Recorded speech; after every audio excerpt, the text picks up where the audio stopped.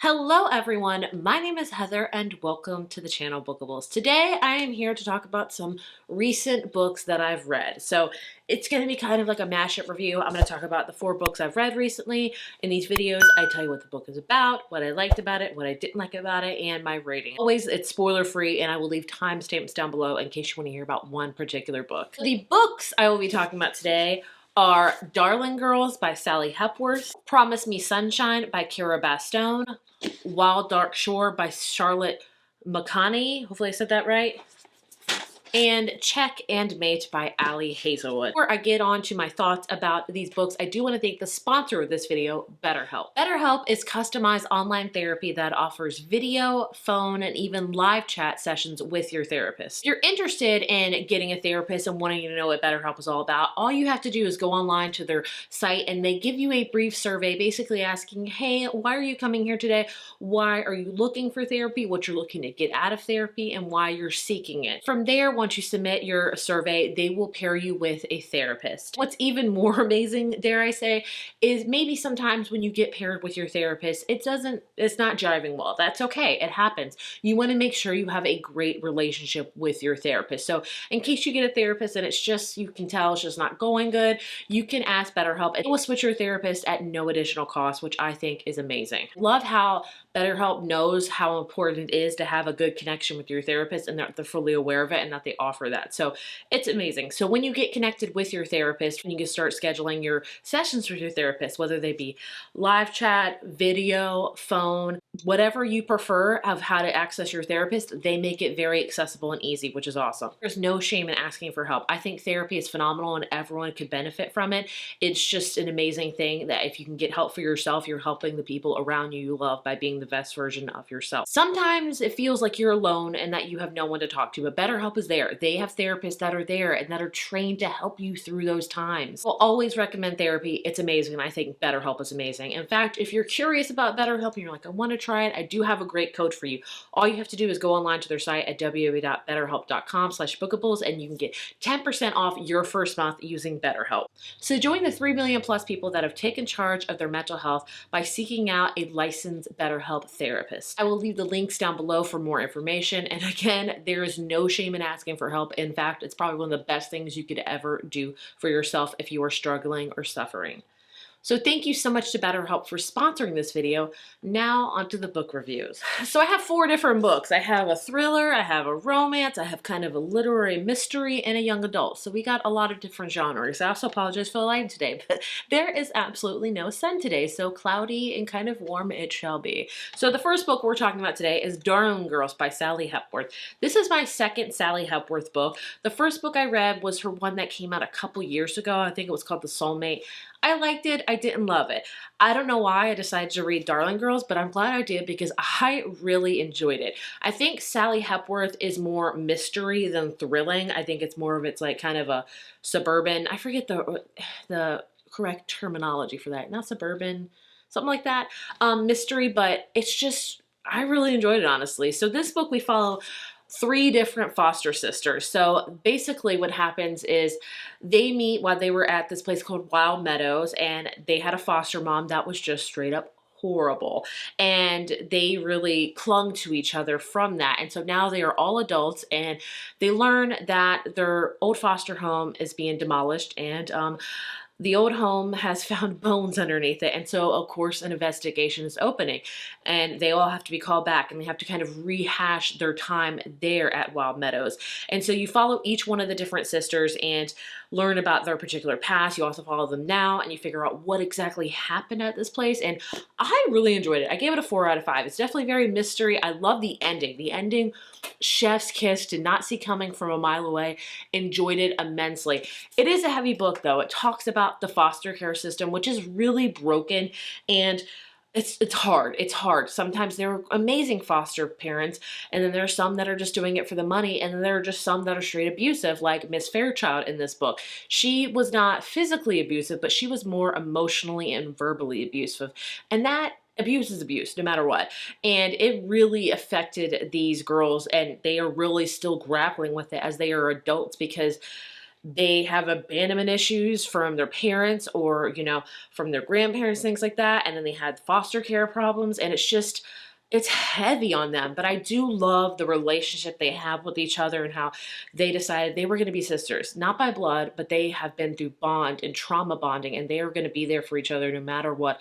I really immensely enjoyed it. So I would recommend this. I thought it was really great. The audiobook, I listened to it halfway on audio, and I would recommend it. But yeah, overall, I liked it a lot. I was not expecting to like it as much, so I definitely want to check out more of Sally Hepworth books. I know she's got The Mother-in-Law, and that's all I know. So if you've read any of her other books, please let me know because I would love to check them out. But yeah, overall, really enjoyed it. It was intense, but I liked it. Step moving into my kind of adult romance, and that is Promise Me Sunshine by Cara Bastone. She wrote the amazing book last year, Ready or Not, which I was on my top 10. Sadly, I didn't love this one as much as that one, but I still really enjoyed it, and I would still give it a 4 out of 5.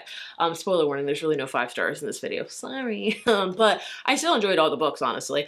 But this one, I just didn't connect as much with the characters, and I didn't love the love story as much. I think why I loved Ready or Not so much was because it was light and it felt like a just warm sunshine on your back or your face kind of thing.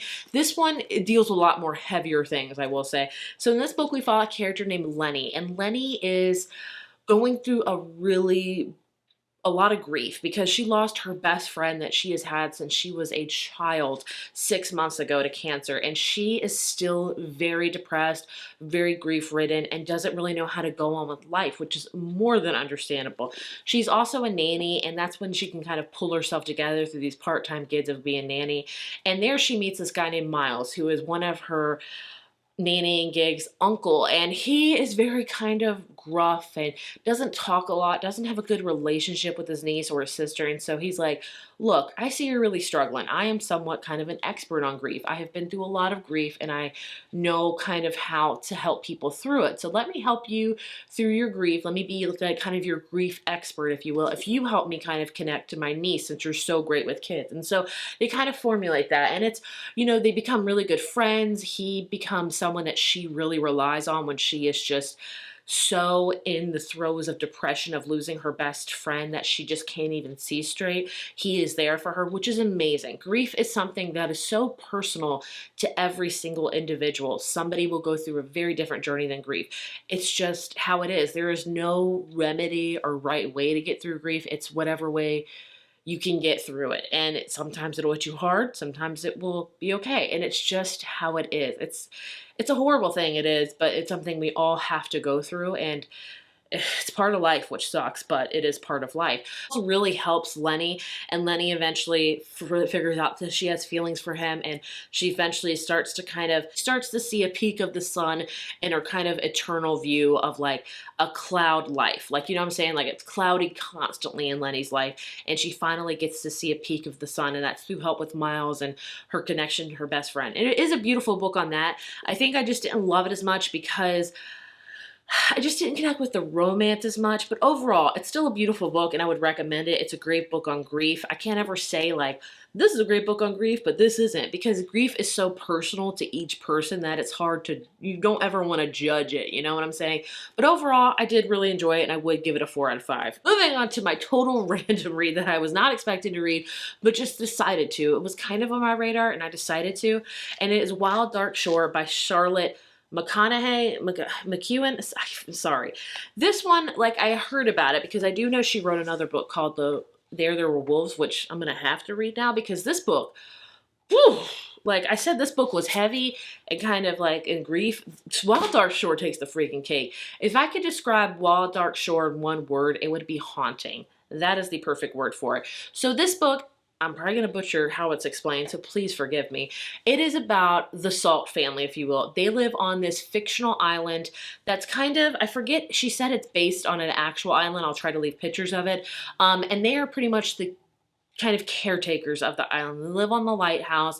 They have research teams that come, and basically what lives at this island is like a whole habitat of different species of penguins, seals, albatrosses, a lot of different wildlife and stuff like that, and they really are trying to take care of it. They also have a seed bank there, which I didn't really know what a seed bank was after which I didn't really know what a seed bank was while reading this, and now I'm like, so basically a seed bank has like, it's deep, deep underground, and it keeps all of these seeds that, in case the world goes to crap, that are there that it can help repopulate, to help people and animals and things like that. And so basically the whole book picks up because this island is really not accessible. It's by these really, really hard waters by the ocean and things like that.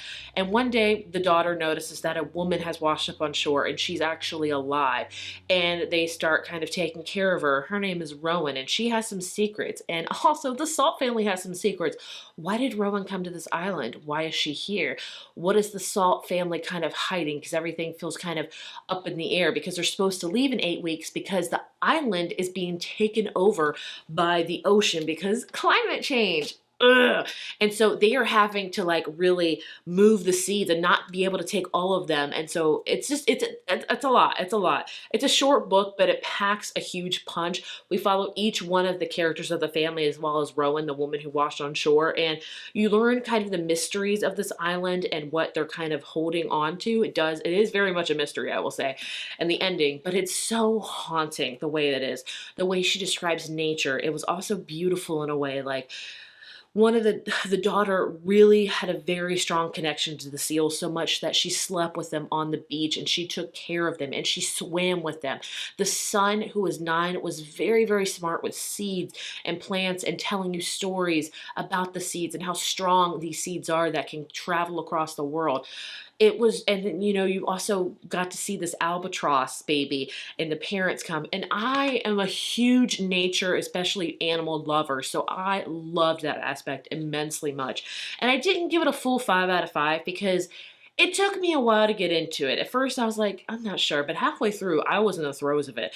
It is a beautifully haunting book that I don't think everyone could love, but I think it's worth a read. I think it's short. It's only like 300 and something pages, so it's not very big at all, but I really enjoyed it, and I definitely want to read more of this author. I'm going to read the wolves one because I also find wolves very fascinating. I don't know why I haven't read any more of her books, but I would give it a 4.5 out of 5. Like, I would definitely recommend this one, and I actually bought a physical copy because I read it on ebook, so it's on the way to me right now, but I really enjoyed it. I think it's one that will kind of go under the radar. I don't hear a ton of people talking about it, but man, it really packed a big punch to talk about climate change and nature, and kind of, it's also a book about family. Like, I can go on and on, okay? I could go on and on. I might change my rating to 5. I don't know. I have to think on it more, okay? Okay. But either way, I did really enjoy it and wasn't expecting to like it nearly as much as I did. Moving on to my last book I want to talk about in this video. It's a YA, kind of new adult one, and that is Check and Made by Ali Hazelwood.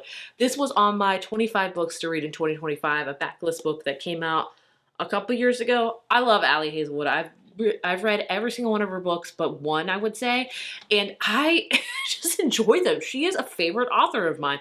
This was fun. I would say if you like The Queen's Gambit, you should definitely check out this book. So this book follows a character named Mallory Greenleaf, who at the beginning of the book is 18, and she loves chess, but she has a very complicated and convoluted relationship with chess. So she had a dad that was really good at chess, and he kind of abandoned them, and her mom is going through a lot of chronic health issues. So it's up to Mallory to be the caretaker for her family and her mom and her 2 younger sisters. So she has kind of written off chess. She's like, chess broke my heart. I don't really want anything to do with it. But then eventually she has to enter this chess tournament to help her friend out, and she competes and wins against the #1 chess player in the world, Nolan Sawyer, who is coincidentally only 21. And so what goes from there is it goes viral, things like that. She eventually gets a job to play chess, and she's like, I can't turn this down because this is good money for my family that we do not have. And so her relationship is kind of more opening up to chess because she had written it off because it broke her heart many moons ago. Also kind of developing a relationship with Sawyer, because also developing a relationship with Nolan because he loves chess. And it's just a great book to learn about chess. I don't know how to play chess. I would love to learn how to play chess, but this taught me a lot about strategies and things like that. Also, Mallory is a caretaker for her family, being young, and I could really resonate with that. It's hard. It's like a weight that should not be on your shoulders, but it is, and there's no option but just to keep going on with it. I understand that immensely. Like, it is a lot. Like, I know I'm 36, but I'm still young in retrospect of taking care of a freaking parent. And I'm like, I'm too young for this junk. So I get it. I get it. I get it. But I really enjoyed it. It was fun. It's just kind of a young adult, kind of new adult in a way, because she's 18 and I do talk about steamy times. There's really no super explicit, because if you've read Ellie Hazelwood, she does some steamy times in it. But I would give it a 4 out of 5. I enjoyed it. I thought it was a great YA book, and I will definitely read more of her YA books in the future because I had a good time with it. I loved learning about chess and the tournaments and the moves and the rankings and all that kind of stuff. It was very interesting. So if you're like, if you read her adult books, you're like, oh, I don't really like young adult books, it's not that great, I still think you would really enjoy this. I had a good time with it, and the audiobook was also really, really good. So there you have my ranking, no, there you have my ratings and feelings on 4 books. Imagine the 4th one here. I would love to know if you've read any of these, what your thoughts on them. Did I convince you to read some of them? Did I not? Please let me know down in the comments. As always, thank you so much for watching, and I will see you in my next video. Bye.